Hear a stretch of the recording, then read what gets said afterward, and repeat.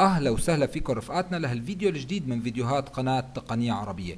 بهذا الفيديو أصدقائي رح نتعرف على طريقة حل مشكلة الكمبيوتر يعمل ولا يظهر على سطح المكتب سوى الماوس، شاشة سوداء ولا يظهر سوى مؤشر الماوس فقط على سطح المكتب.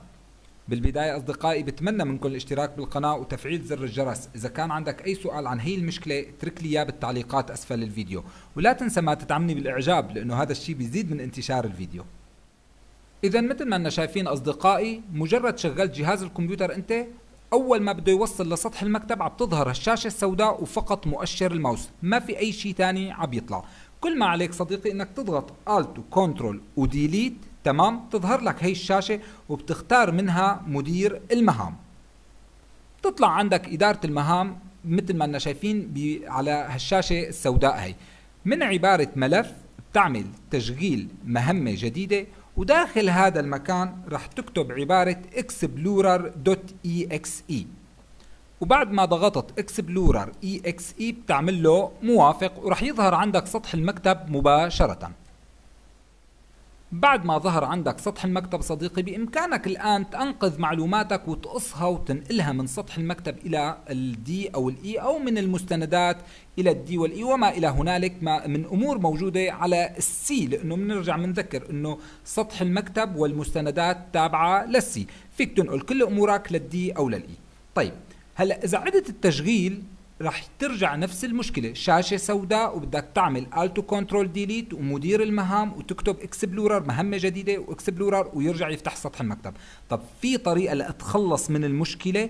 نعم صديقي، في طريقة، وهي على الشكل التالي: انك بدك توصل لعند محرر الريجستري الخاص بالويندوز، اما عن طريق الويندوز وار ليفتح معك الامر رن تماما، أو عن طريق مدير المهام مرة تانية، وعنا هون مهمة أو تشغيل مهمة جديدة وبنكتب بهذا المكان ريجيدت. بعد ما ضغطنا ريجيدت بنقول له موافق، رح يفتح لي محرر الأوامر. طيب داخل محرر الأوامر في عدة خطوات رح أمشيها، امشي معي بالترتيب حسب ما حأذكر لك. طيب أول شيء منفوت لعند ثالث سطر اللي شايفينه اللوكال ماشين، دخلنا عليه. داخل اللوكال ماشين رح ننتقل لعند سوفت وير، داخل السوفت وير رح ننتقل لعند المايكروسوفت، داخل المايكروسوفت رح ننتقل لعند الويندوز ان تي. طبعا كل هذا الشيء عم بضغط ضغطتين على كل مجلد اصفر من هدول، عم بضغط ضغطتين لحتى يفتح. بعد منه في عندي الكورنت فيرجن، داخل الكورنت فيرجن عندي شغلة اسمها وين لوجن. داخل الوين لوجن صديقي رح لاحظ انه ضغطت عليها ضغطة واحدة فقط، ضغطة واحدة فقط، وبهذا المكان على الجانب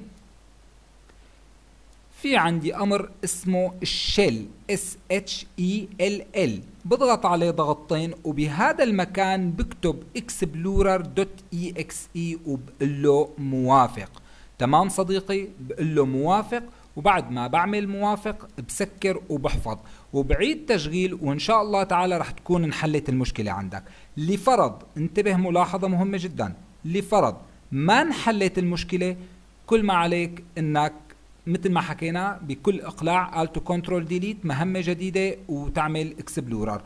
تعبت كتير من هذا الموضوع، ما عليك الا الفورمات وتثبيت ويندوز من اول وجديد. شكرا لمتابعتكم اصدقائي، والى اللقاء بفيديو جديد من فيديوهات قناة تقنية عربية.